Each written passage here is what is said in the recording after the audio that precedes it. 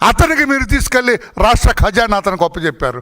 3,500 కోట్ల రూపాయలు కొట్టేశాడు. కొట్టేసి ఆడొక్కడే తింటాడండి?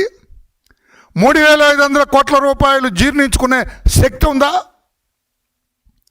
జగన్మోహన్ రెడ్డి గారు, నేను మీ పేరు మీరు తిన్నారని అంట్లా, ఎవరు తిన్నారని అడుగుతున్నా.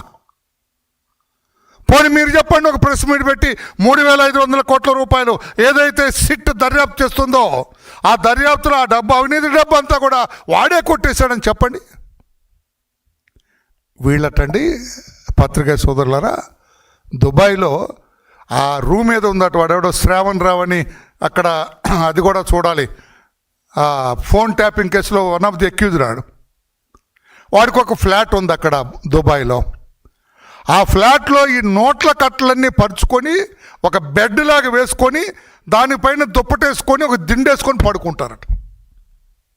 అంటే మంచం ఎంత ఎత్తు ఉంటుందండి? 2 feet ఉంటుంది జనరల్గా. 2 feet ఉంటుందా? 2 feet ఉంటుంది. అంటే 2 feet into 6, 6 into 6 ఎంత వైశాల్యంలో డబ్బుకు కట్టలు పేర్చారు ఒకసారి అందుతుందా మనకి? ఆ డబ్బు కట్టల మీద పడుకుంటారంట వీళ్ళు.